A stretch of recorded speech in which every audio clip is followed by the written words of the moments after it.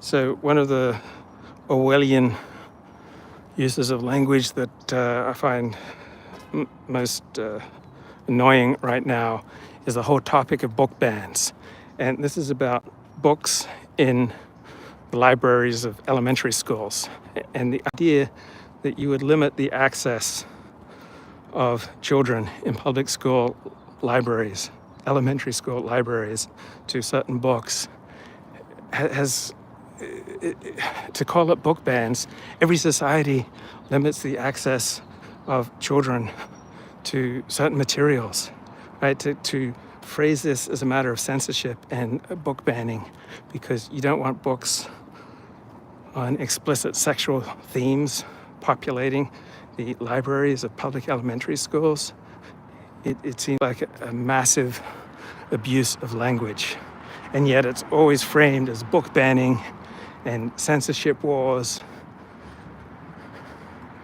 And let parents read these books to their kids, right? If parents want to read Portnoy's complaint to their kids, let them do that.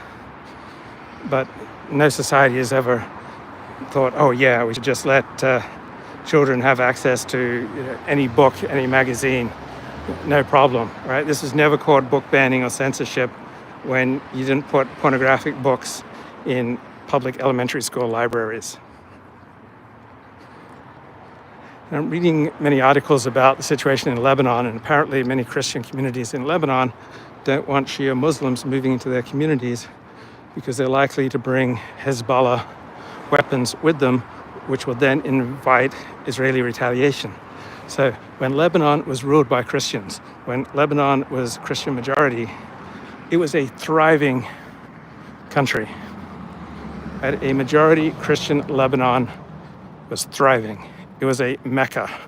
It was civilized, it was tolerant, had a high quality of life, a thriving economy, thriving culture.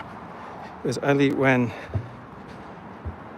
Palestinians and other Muslims poured into Lebanon, became the majority, started slaughtering Christians. And so it's no wonder that many Christians in Lebanon are not shedding tears that their enemies, like the Shia, Hezbollah, are getting slaughtered right now. And if you want to maintain a safe community, right, sometimes you have to take on the traits of the xenophobic police state, right? If allowing Shia Muslims into your community in Lebanon massively increases the chances of an Israeli airstrike, right, of direct Israeli attacks, why would you do that? And this seems to get very little attention. What a thriving, tolerant, hospitable, prosperous, high-functioning society Lebanon was when it was majority Christian, and then as soon as it became majority Muslim, the extent to which they slaughtered Christians, deliberately assassinated Christian leaders, subjugated Christians, and completely destroyed the quality of life in Lebanon. Now, if Lebanon's going to recover and thrive once again, but Hezbollah will have to be emasculated. Hezbollah can no longer be allowed to rule over your country. And if you want to keep a decent community, you have to keep the bad guys out. And the more dire the threat that the bad guys pose to the safety, prosperity of your community, the more you have to behave like a xenophobic police state. Right? If, by keeping the bad guys out, you get to have a prosperous, safe community that is cohesive and has high trust, why would you not want to keep out groups?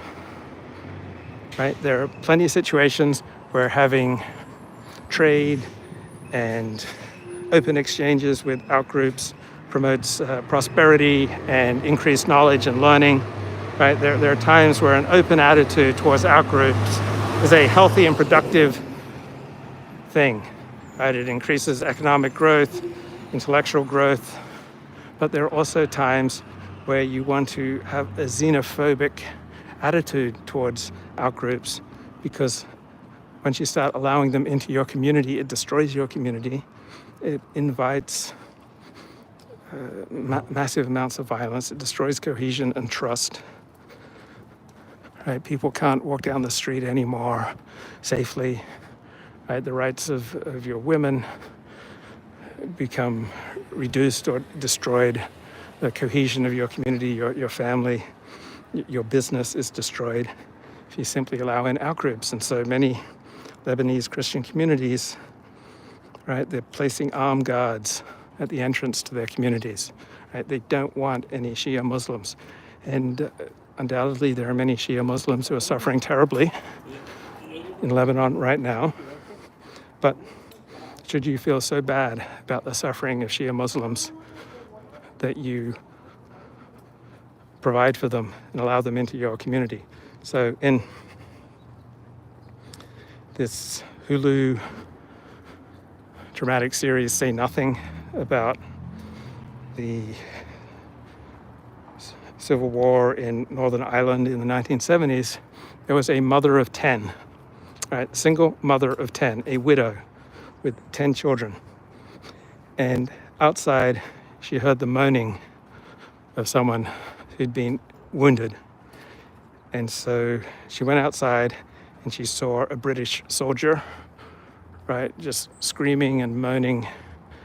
And so she went back inside, got a pillow, and put it under the wounded soldier's head.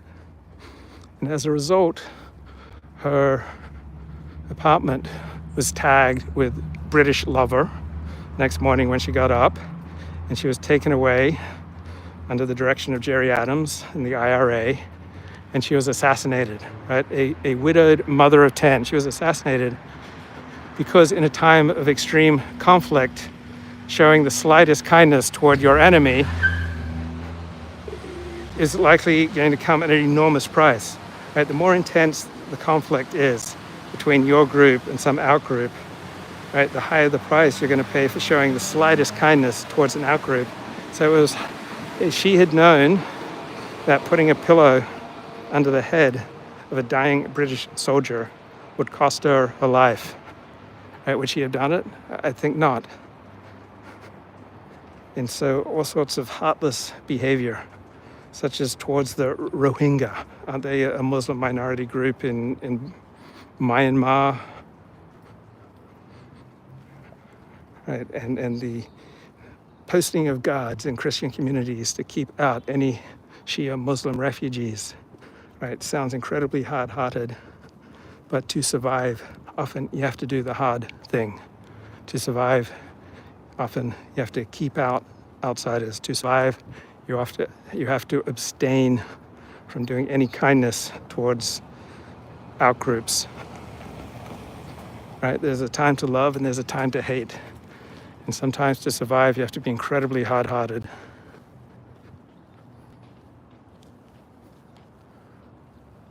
What are my thoughts on the Nazi parade? I'm not sure which Nazi parade you're talking about, but generally I think Nazi parades are a bad idea.